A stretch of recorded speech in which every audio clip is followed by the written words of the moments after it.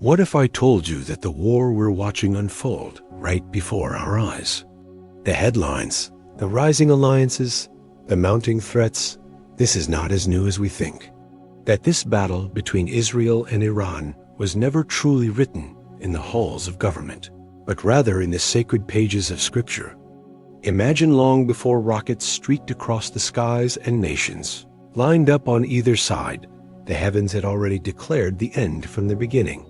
In a world where digital warfare and nuclear arms dominate the headlines, it's easy to blame politics, ideologies, and economics for the chaos. But what if, just beneath the surface of military strategies and political maneuvering, there's something far older, far deeper, something spiritual?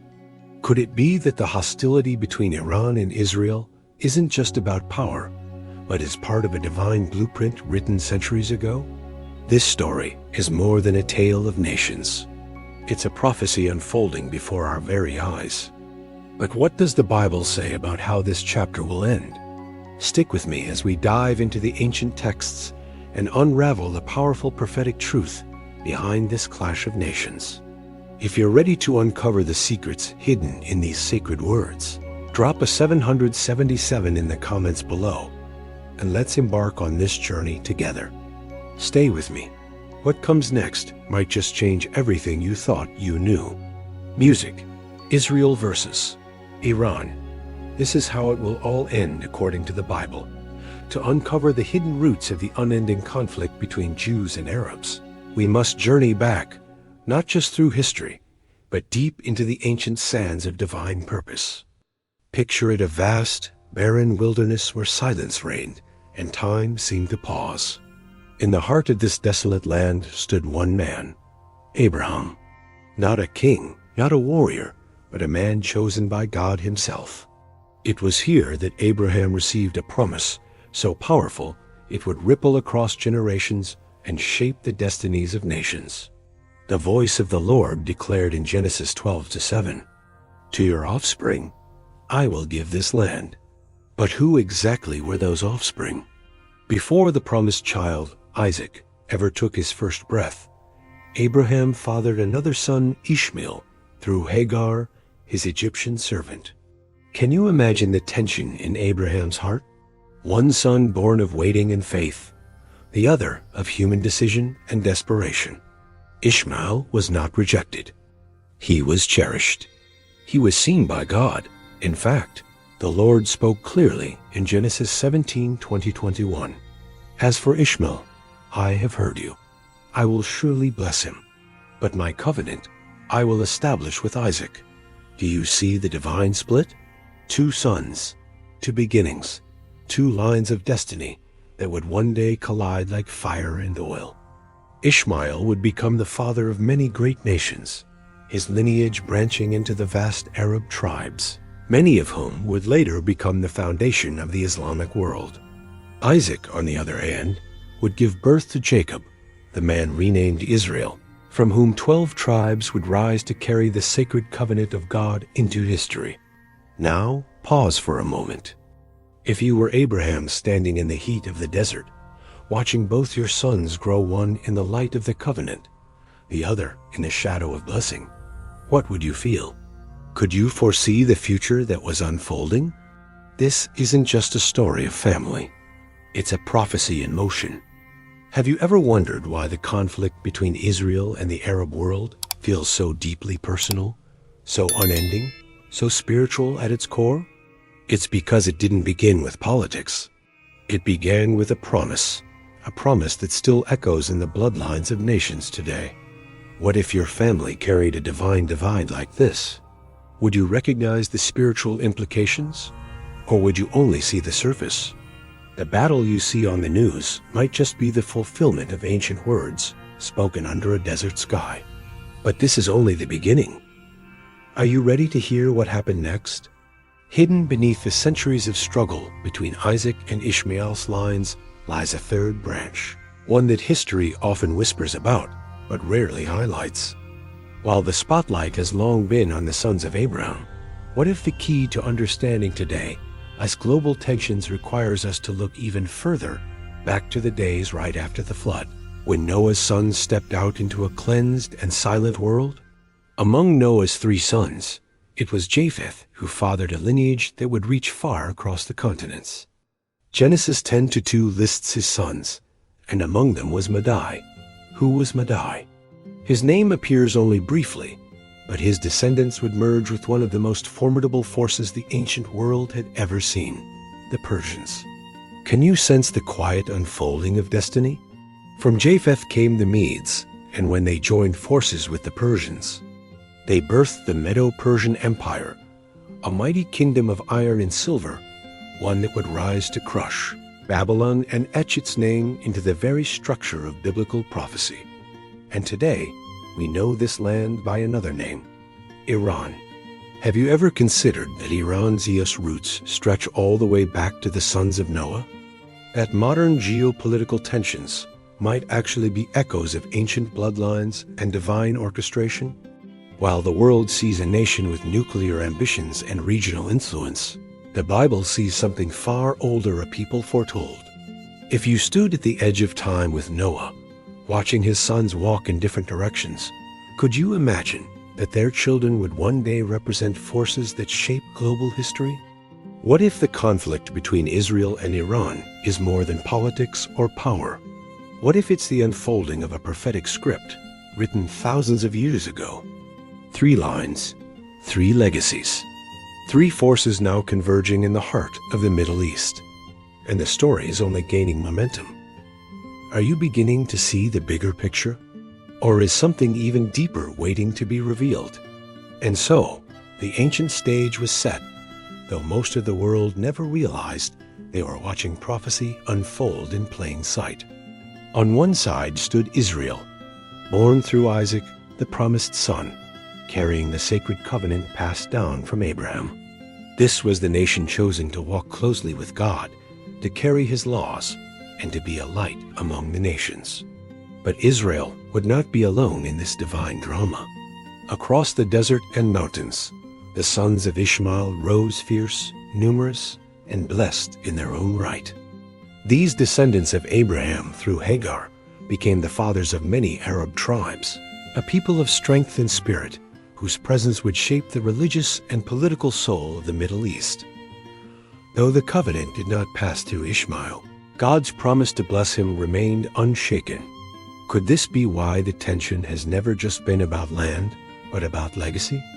And then, from a third direction seemingly distant, yet prophetically significant, came the descendants of Japheth through Madai, who merged with the rising power of Persia. From this union emerged an empire so vast and powerful, it would one day challenge Babylon itself. That empire, the Medo-Persian Colossus, still casts its long shadow through what we now call Iran. Did you ever imagine that Iran's origin could be traced back to Noah's own bloodline? 3 branches, 3 ancient names, Israel, Persia, the Arab nations, each bound not just by history, but by heaven, each carrying a piece of a divine puzzle that spans continents and centuries. Are you starting to sense the invisible hand weaving through it all? If you were a celestial observer, watching from the heavens as these 3 lines emerge from deserts, mountains, and plains, would you begin to wonder what great plan they were being drawn into? Could you feel the weight of prophecy in their footsteps? This was no accident of geography, no coincidence of culture. It was orchestration. It was alignment. It was preparation. The question now is, what were they being prepared for? And why are their paths colliding again in our lifetime? But Persia's role in biblical history wasn't always one of opposition. In a twist that would leave many speechless even today, the very empire that now challenges Israel was once used by God as a vessel of mercy and restoration. Yes, Persia, the same land whose modern name is Iran, once held a sacred place in the unfolding of God's redemptive plan. Picture the devastation of Jerusalem in 586 BC. The temple, once filled with the glory of God, lay in ruins. The streets of Zion were silent, and her people had been dragged into exile by the Babylonians. For the Jewish people, it must have felt like the end of everything they believed in. Can you imagine being torn from your home, watching the place of God's presence reduced to rubble? Could hope survive such loss? But there was a promised one, spoken long before the destruction came. The prophet Jeremiah, carrying the heavy burden of warning and comfort, had declared, "When 70 years are completed for Babylon, I will come to you and fulfill my good promise to bring you back to this place." A promise that seemed impossible until God reached into history and stirred a heart no one expected. Enter Cyrus the Great, a pagan king, a ruler with no covenant, no Torah, no priesthood. And yet, 150 years before he was even born, the prophet Isaiah wrote his name. This is what the Lord says to his anointed, to Cyrus, whose right hand I take hold of, to subdue nations before him. Let that sink in. God called a Persian king his anointed. Have you ever wondered what it means for a man outside of Israel to be called God's anointed? What kind of authority must rest on a person when the Lord himself claims to guide their right hand? Cyrus would go on to overthrow Babylon, and rather than enslaving the Jews, he did the unthinkable. He released them. He issued a decree recorded in the opening chapters of Ezra, permitting the Jews to return to Jerusalem and rebuild their temple. Imagine the sound of hammers ringing again on sacred stone, the laughter of exiles returning home, the fulfillment of prophecy in real time. Persia, the outsider, became an instrument of divine restoration. Through Cyrus, God revealed a profound truth. He is not bound by borders or bloodlines. He can use anyone, even a foreign king, to fulfill his holy purposes. If he could use Persia for good once, could he do it again? Or has something changed? What does this tell us about how God moves? And if he used someone like Cyrus, then is it possible he is raising up unexpected figures, even now figures the world least expects to shift the balance of history? Again, the story of Israel and Persia is not just about enmity. It is about the mysterious ways of a sovereign God who writes names into prophecy before their owners take their first breath. Are you beginning to see how deep the connections go? And could the ancient cycle be repeating this time in front of our very eyes? But Persia's role in this divine drama didn't conclude with the mercy of Cyrus. No, the story took a darker turn, one that still sends a chill down the spine of history. Years after the temple was rebuilt and the exiles had returned, the Persian Empire once again became the backdrop for a cosmic confrontation. This time, the enemy was not outside the palace walls, but within them. Under the reign of King Xerxes, a high-ranking official named Haman rose to power. His hatred was cold, calculated, and total. Hidden behind royal robes and courtly titles was a man consumed with a single terrifying ambition: to wipe out every Jew across the empire. Have you ever considered how close the chosen people came to total annihilation? What if the entire future of Israel hung on the courage of one hidden figure? But God was already 10 steps ahead. Unknown to Haman, a young Jewish woman named Esther had been positioned inside the palace, an orphan raised by her cousin Mordecai, now crowned queen in a foreign land. Esther may have looked like royalty, but inside, she carried the destiny of her people. And when the hour of decision came, she faced the ultimate test. Remain silent and safe, or speak up and risk everything. Mordecai's words in Esther 4:14 still resound across centuries. Who knows but that you have come to your royal position for such a time as this? Have you ever wondered if your own position, your job, your influence, your platform was divinely appointed for a purpose greater than yourself? Esther chose to act. She exposed Haman's plot before the king, and her bravery turned the tide. The Jews were saved, the enemy was defeated, and once again, Persia became the unlikely battleground of deliverance. But beneath the miracle, a darker truth lingered, one that never truly left. A spiritual tension had begun to take root. What had once been a land of restoration under Cyrus had now birthed a plot of extermination under Haman, the same soil that once carried Freedom now carried a seed of destruction. And that seed did not die. Isn't it strange how history can shift with the rise of one heart, whether for good or evil?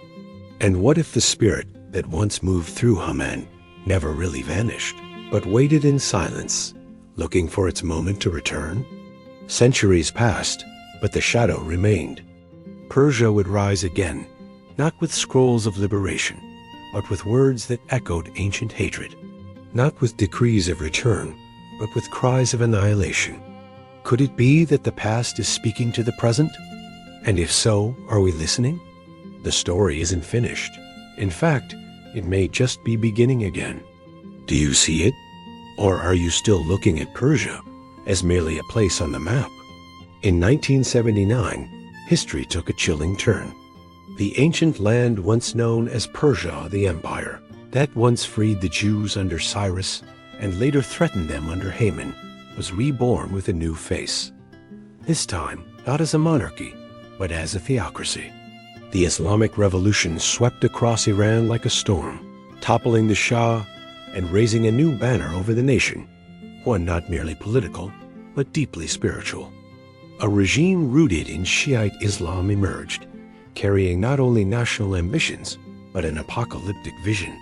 From its earliest proclamations, the new Iran declared an unshakable mission: the destruction of Israel. Can you imagine a modern government whose founding documents are infused with ancient hatred?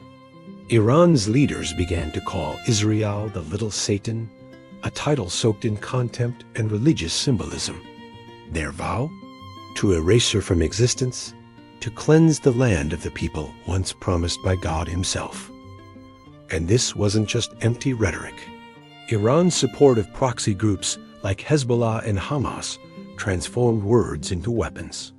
Through funding, training, and arms, Iran has fueled fires of terror across the Middle East.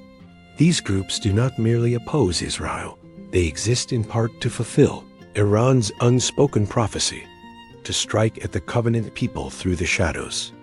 Their very constitution denies Israel's right to exist, not negotiate, not coexist, but to exist. But beneath the military strategies and political speeches, can you feel it? There's something darker, something ancient at work. What kind of power compels a nation to craft its identity around another nation's destruction? Is it just politics? Or is it prophecy resurfacing? What if the spirit that whispered to Haman now echoes through modern microphones and missile blueprints? What if this isn't just a regional feud, but a spiritual war stretching back to the desert cries of Ishmael, the promises to Isaac, and the rising voice of Japheth's sons? If you lived in Israel today, knowing that your enemies are not just at your borders, but in the pages of ancient prophecy, how would you pray? How would you prepare? Iran's transformation in 1979 wasn't just a change of power. It was a shift in spiritual atmosphere.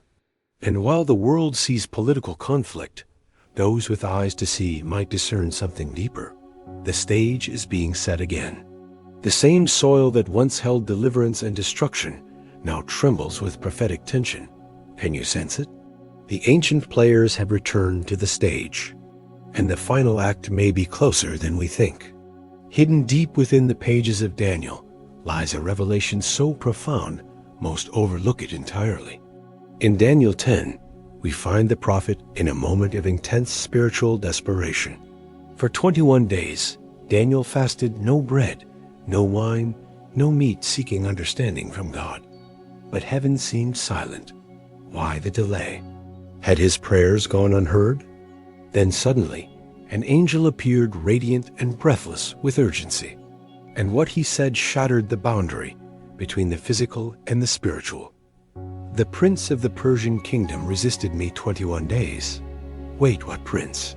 Daniel lived in exile under the Persian Empire, but this was no earthly ruler. This was a spiritual principality, a dark force assigned to Persia, powerful enough to delay a heavenly messenger. Can you grasp the weight of that?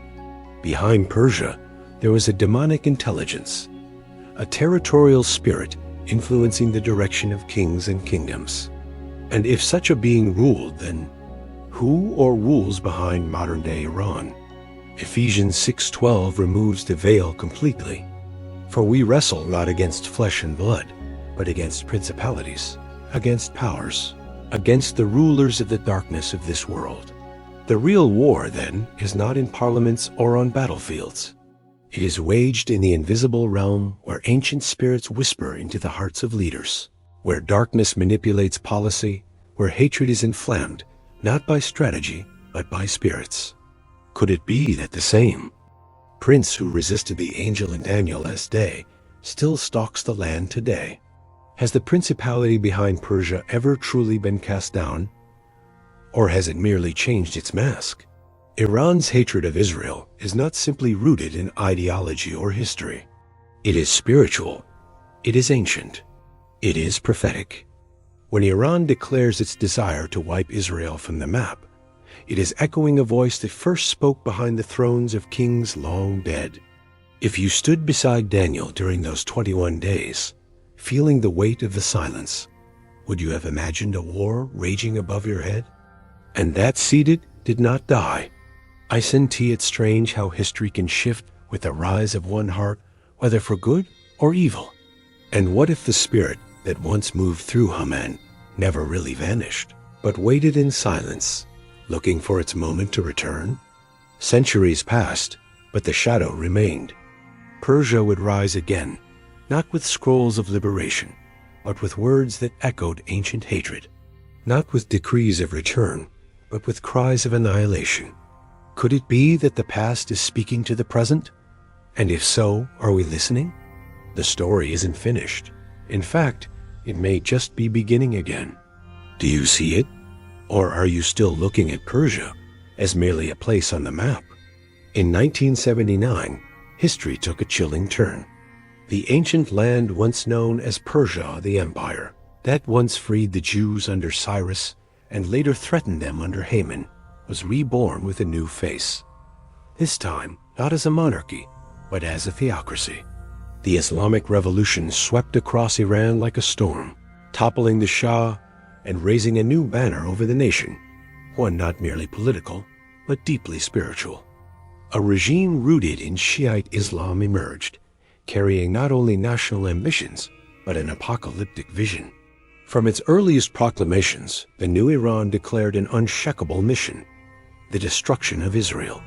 Can you imagine a modern government whose founding documents are infused with ancient hatred? Iran's leaders began to call Israel the little Satan, a title soaked in contempt and religious symbolism. Their vow? To erase her from existence, to cleanse the land of the people once promised by God himself. And this wasn't just empty rhetoric. Iran's support of proxy groups like Hezbollah and Hamas transformed words into weapons. Through funding, training, and arms, Iran has fueled fires of terror across the Middle East. These groups do not merely oppose Israel, they exist in part to fulfill Iran's unspoken prophecy, to strike at the covenant people through the shadows. Their very constitution denies Israel's right to exist, not negotiate, not coexist, but to exist. But beneath the military strategies and political speeches, can you feel it? There's something darker, something ancient at work. What kind of power compels a nation to craft its identity around another nation's destruction? Is it just politics? Or is it prophecy resurfacing? What if the spirit that whispered to Haman now echoes through modern microphones and missile blueprints? What if this isn't just a regional feud, but a spiritual war stretching back to the desert cries of Ishmael, the promises to Isaac, and the rising voice of Japheth's sons? If you lived in Israel today, knowing that your enemies are not just at your borders, but in the pages of ancient prophecy, how would you pray? How would you prepare? Iran's transformation in 1979 wasn't just a change of power. It was a shift in spiritual atmosphere. And while the world sees political conflict, those with eyes to see might discern something deeper. The stage is being set again. The same soil that once held deliverance and destruction now trembles with prophetic tension. Can you sense it? The ancient players have returned to the stage. and the final act may be closer than we think. Hidden deep within the pages of Daniel lies a revelation so profound, most overlook it entirely. In Daniel 10, we find the prophet in a moment of intense spiritual desperation. For 21 days, Daniel fasted no bread, no wine, no meat, seeking understanding from God. But heaven seemed silent. Why the delay? Had his prayers gone unheard? Then suddenly, an angel appeared, radiant and breathless with urgency. And what he said shattered the boundary between the physical and the spiritual. The prince of the Persian kingdom resisted me 21 days. Wait, what prince? Daniel lived in exile under the Persian Empire, but this was no earthly ruler. This was a spiritual principality, a dark force assigned to Persia, powerful enough to delay a heavenly messenger. Can you grasp the weight of that? Behind Persia, there was a demonic intelligence, a territorial spirit influencing the direction of kings and kingdoms. And if such a being ruled, then who or rules behind modern-day Iran? Ephesians 6:12 removes the veil completely. For we wrestle not against flesh and blood, but against principalities, against powers, against the rulers of the darkness of this world. The real war, then, is not in parliaments or on battlefields. It is waged in the invisible realm where ancient spirits whisper into the hearts of leaders, where darkness manipulates policy, where hatred is inflamed, not by strategy, but by spirits. Could it be that the same prince who resisted the angel in Daniel last day still stalks the land today? Has the principality behind Persia ever truly been cast down? Or has it merely changed its mask? Iran's hatred of Israel is not simply rooted in ideology or history. It is spiritual. It is ancient. It is prophetic. When Iran declares its desire to wipe Israel from the map, it is echoing a voice that first spoke behind the thrones of kings long dead. If you stood beside Daniel during those 21 days, feeling the weight of the silence, would you have imagined a war raging above your head? What if your prayers today are contending with the same darkness? This is not just about nations.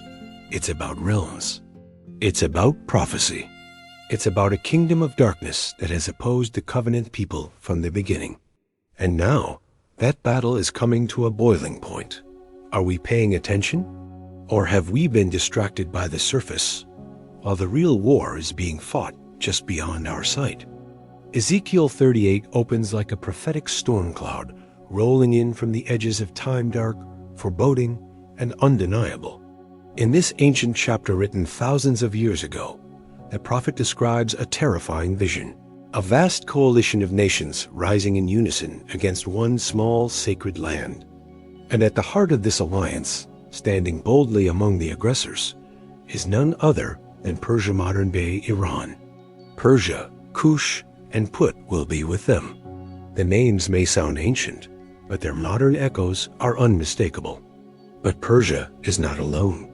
Marching beside her are nations from the south regions known today as North Africa. And from the far north, a strange and powerful figure emerges. Gog, from the land of Magog. Who is this Gog? His identity has stirred debate for generations. Some scholars trace him to the areas near modern-day Russia or the steppes of Central Asia. Others see him as a broader representation, a symbolic leader of a global anti-Israel alliance. Can you imagine such a coalition forming today? A confederacy that includes Iran, North African powers, and northern giants, uniting not for peace, but with a singular, deadly objective: to wipe Israel off the map. What would compel such diverse nations different in culture, language, and politics to come together in violent unity? Could the answer be found not in diplomacy, but in destiny? Ezekiel's vision isn't vague or poetic. It's chillingly specific. A massive organized force advancing toward Israel in the last days. The purpose? Total destruction. The motive? Opposition to God's covenant. If you were living in Israel today, watching alliances tighten and hostilities grow, would you feel the shadow of Ezekiel's words creeping closer? Could we be standing at the threshold of the very prophecy spoken over 2,500 years ago? And here's what's most unsettling. This isn't just a geopolitical scenario. It's a spiritual convergence.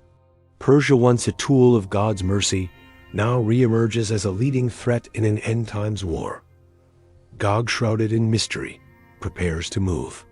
The stage is not just being set. The actors are stepping into place. Have you ever felt that history was repeating itself? But this time, on a scale so vast that only prophecy could have predicted it? The message of Ezekiel is not a riddle. It's a warning. It's a revelation. It has a glimpse into the final confrontation between the forces of darkness and the people of promise.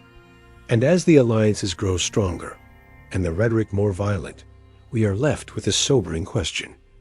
Are we watching the beginnings of Ezekiel 38 unfold before our eyes? Yet, even as the storm gathers, God is not silent.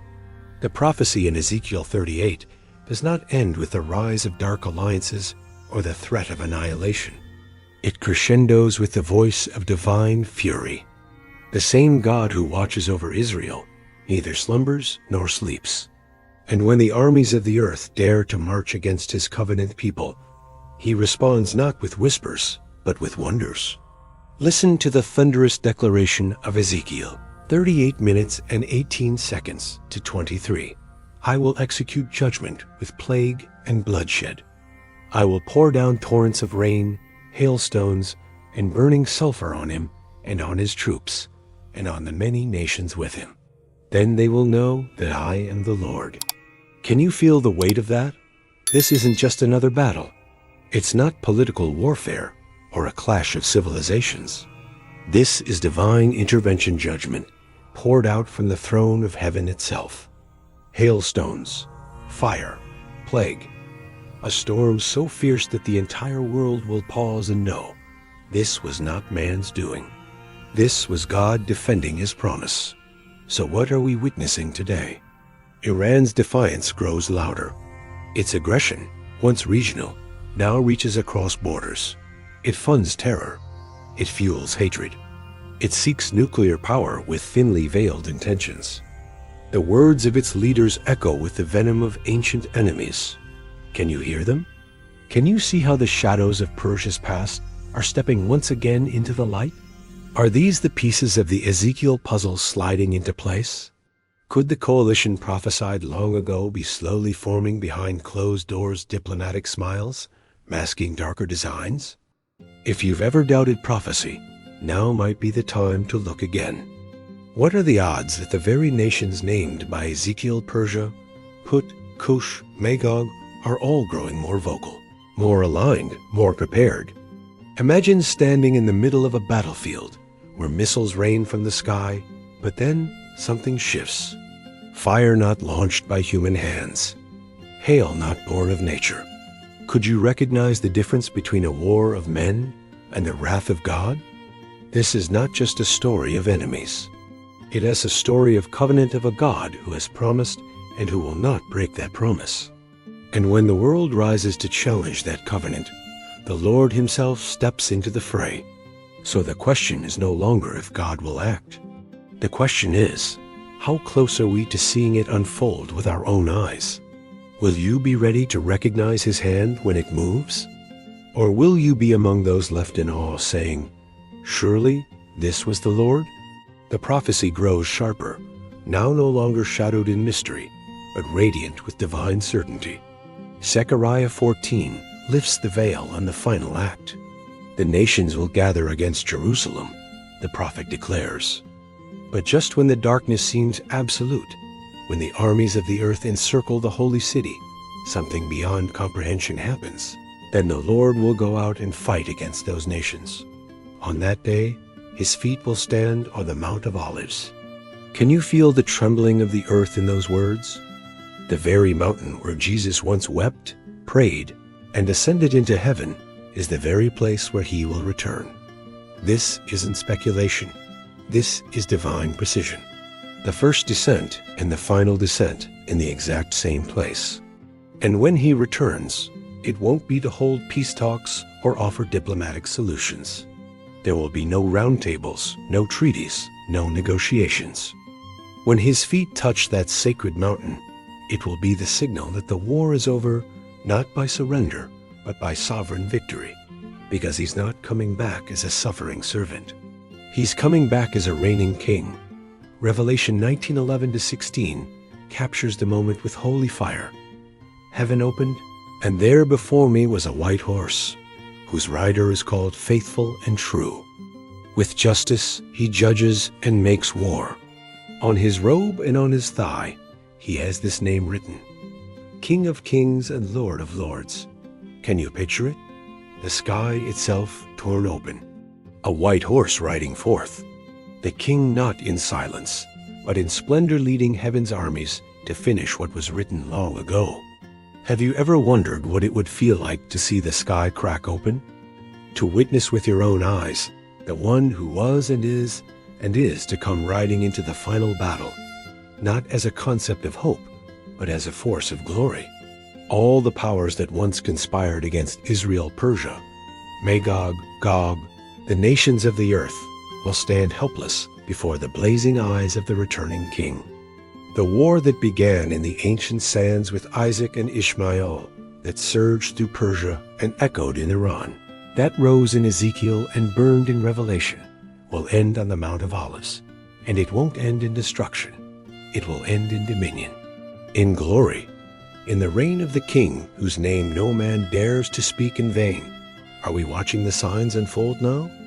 Are we nearing the moment when heaven opens and prophecy becomes reality before our very eyes? Because when he comes, every knee will bow, every eye will see, and no force on earth or under it will stand against the one whose robe is dipped in blood and whose name is victory. Why do the nations rage and the peoples plot in vain? The question echoed in Psalm 2 cuts through the noise of headlines, nuclear threats, and political turmoil. And in that very psalm, God gives his answer not with panic, but with power. The one enthroned in heaven laughs.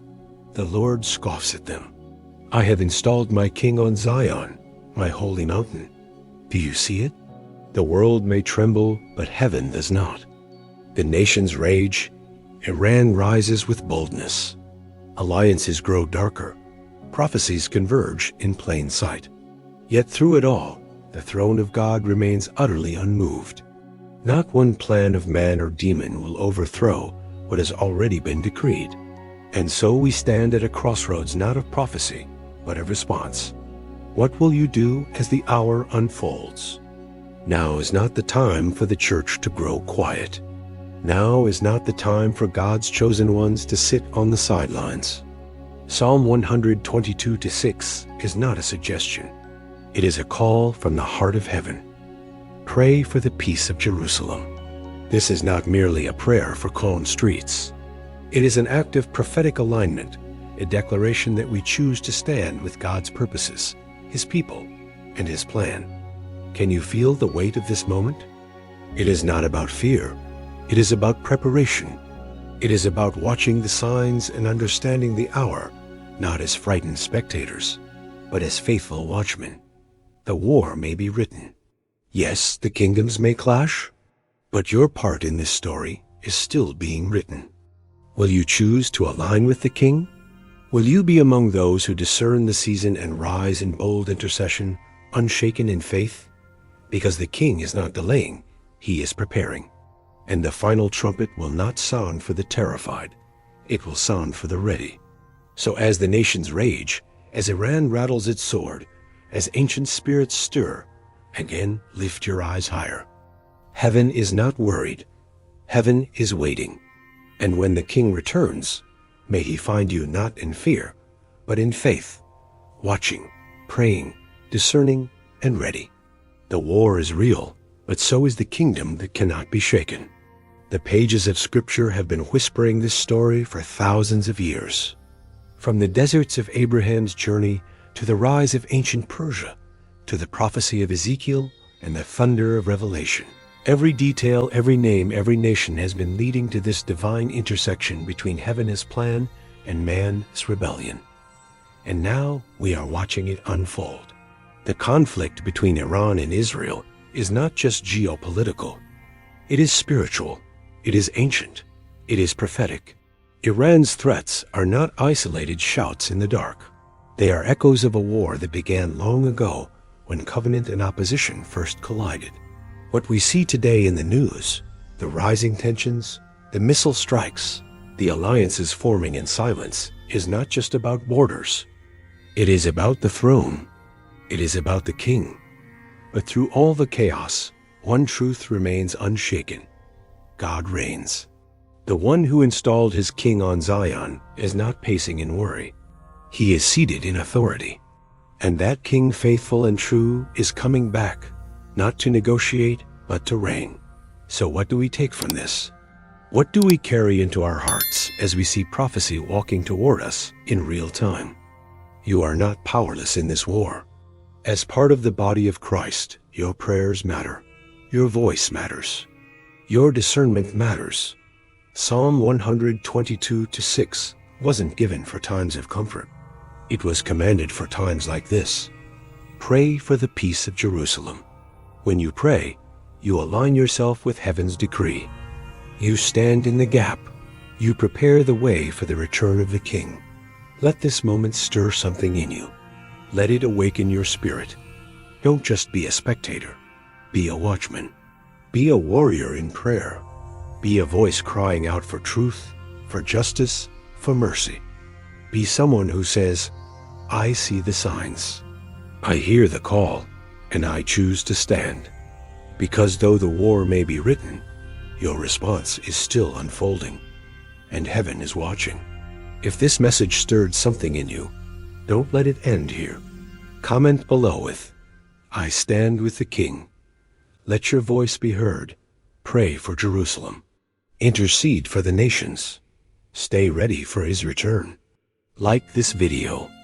Share it with someone who needs to see the bigger picture. And subscribe for more prophetic insight rooted in Scripture. And if you feel led to support this message, you can do so through a super thanks below. Every gift goes towards spreading the truth in these urgent times. Whether you give or not, may God bless you abundantly for walking in discernment and faith. The battle is real, but so is the victory. And the King? He is on his way.